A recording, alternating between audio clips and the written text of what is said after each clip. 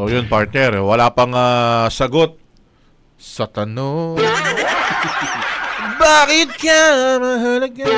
Wala pa raw sagot kasi Wala pa. meron pa raw diniretso na meeting.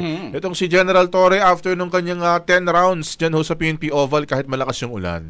So wala pa siyang naibibigay na official na pahayag Pero sa I'm sure media. naman, Brigada Gabs, nakarating na sa kanya. Oo naman, imposible Oo, hindi. diba? Active na active yan sa Facebook eh. O, di ba? Diba, pag may mga basher yan, pinapatulan niya agad eh. So, imposibleng hindi niya narinig itong sagot sa kanya ni Mayor Baste Duterte. Yan. Tanggap pa tayo na report mga kabrigada, si Vice President Sara Duterte raw abay sinita dahil ho sa pananatili abroad sa gitna ho ng nararanasang kalamidad sa bansa. Di ba nasa The Hague siya until July 23? Kasi Tuloy-tuloy dumating yan. si Hanilet ng July 23, Brigada Gabs. Tapos from The Hague, Netherlands, parang sa South Korea, tama ba? Parang sa South Korea. Hindi ko lang Pupunta. tiyak partner Oo. ha. Pero doon kasi sa mga nagdaang araw, araw-araw pa rin sila nagpapalabas ng mga media interviews doon sa gilid sa kulungan sa ICC mga kabrigada. So kailan ba uuwi ito si VP Sara mga kabrigada? Pero ang depensa naman niya kasi partner, kahit na doon siya sa ibang bansa, 'di ba? Tuloy-tuloy yung kanilang mga programa sa OVP. 'Di ba? Kamakalawa na namahagi ng relief goods yung OVP. Pinangunahan lang ni Castello, OVP spokesperson Attorney Castello, yung distribution diyan. Pero alamin nga natin sino ba yung nag-criticize kay VP Sara sa report ni Brigada Haji Camino. Ibrigada mo. Brigada Live Report. Tama yun, Brigada Gab at Brigada Abs. In fact, para lamang mailatag din natin ng maayos, nakapaghatid pala ng tulong itong OVP Disaster Operations Center sa mga bayan ng Balungaw at Umingan sa Pangasinan. So ito yung mga apektado rin ng mga malalakas na buhos ng ulan. Nakapaghatid ang OVP ng assistance or relief assistance sa 1,200 affected families at karagdagang 2,443 relief at food boxes naman. So kumbaga, kahit na wala nga rito sa Pilipinas ay naghahatid o tuloy-tuloy yung operasyon ng OVP Disaster Operations Center sa iba't ibang bahagi ng bansa para nga doon sa kanilang ginagawang relief operations. Pero ang puna nitong dalawang kongresista na ito, nasaan ang pangalawang Pangulo ng Pilipinas?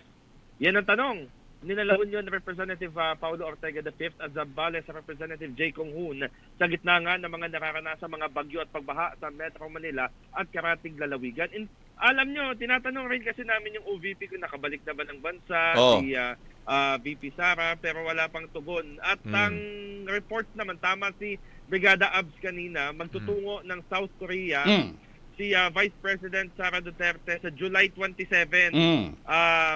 Ayaw araw nga yan pala ng kasabi na linggo, Sona sa Korea. Tapos ang uwi daw niya sa mismong araw ng SONA. 20. Ayun. Correct.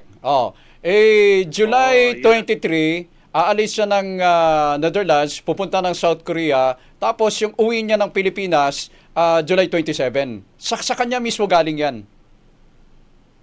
Ang kanyang sinabi, 27 siya pupunta ng Korea, tapos 28 uuwi siya ng Pilipinas. Ang hindi lang natin sigurado, after ba niya ng The Hague, umuwi na ba siya dito sa Pilipinas, tapos aalis ulit ng 27. Yun yung Yun yung hindi malinaw. Pero pero so far, yung 27 talagang scheduled siya pumunta ng South Korea para dumalo sa isang event na inorganize ng Filipino community kung saan isa siya sa mga magiging speaker noon. Ngayon, ang puna ni na Ortega at Kong Hoon, yung pananatili ni VP Sara sa ibang bansa at ang pagiging absent umano tuwing may national emergency. Ang pasaan nila Nakaraan din, di ba? ang Pilipinas.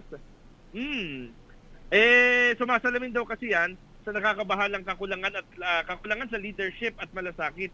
Ipinunto ni Ortega na habang inililikas yung mga pamilya, nawawasak yung tahanan at abala yung mga rescuers sa pagsagip ng buhay, ang vice-presidente naman ay nasa ibang bansa para sa pansariling dahilan. Paliwanag dito, hindi na isolated incident yung paglipad ni VP Sara dahil noong July 2024, nagtungo naman siya kasamang pamilya sa Germany para sa personal trip upang manood di umano ng concert ng singer na si Taylor Swift habang humahagupit ang bagyong Karina.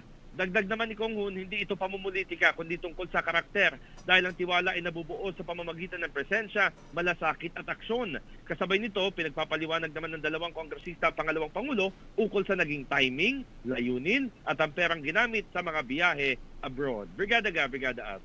Okay. Pero masingit ko lang kasi itong dalawang to, sina Congressman Ortega, La Union. On. Si Congressman Kong Hoon, Mm. Sambales.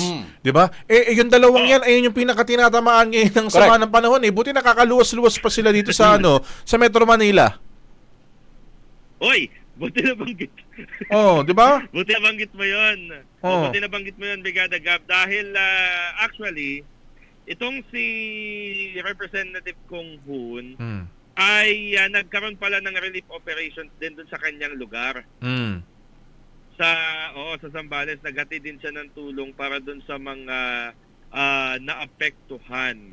Si Kong Paulo naman so far wala pa namang inilalabas. Mm. Pero ayun, kumbaga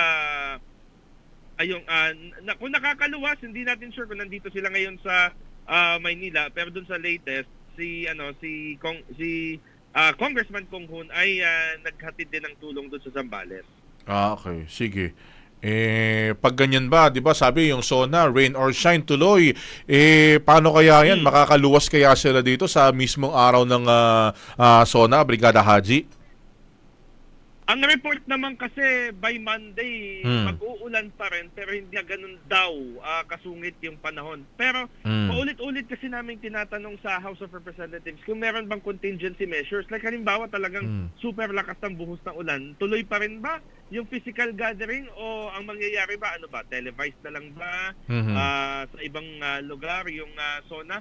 Pero kung preparations yung titingnan, tuloy pa rin ito although ang directive simple. Ayun na nga, ang susunod ko sanang itatanong, 'di ba? May order na si former Speaker Martin Romualdez na simplihan lang, walang red carpet. So ano mga changes natin ngayon diyan sa SONA sa Lunes? Meron ba mga pinagbawal? Meron ba mga tatanggalin kasi mga interviews bawal na raw, partner eh. Or I mean, yung mga pagrampa ng mga guests bawal na rin eh, 'di ba? Ganito 'yan. Actually, hindi siya utos eh. Hindi rin siya may tuturing na kumbaga super directive dahil hindi naman na siya speaker ng House of Representatives. Oo. Hiniling niya o request niya actually ito sa Office of the Secretary General kasi ang mangyayari niyan ngayon, syempre ang mataas na opisyal ngayon ng House yung SecGen dahil wala ngang speaker. Ang pakiusap yung sa red carpet usually sa North Wing lobby, tanggalin na yung passion coverage. Ibig sabihin yung pagrampa sa red carpet at hihinto para magpa-picture, yun yung gustong ipatanggal. Pero yung interviews naman, gustong tuloy pa rin. Hindi naman pinipigilan na magpa-interview sa media yung mga darating na na VIP. Okay. Sige, salamat Brigada Haji.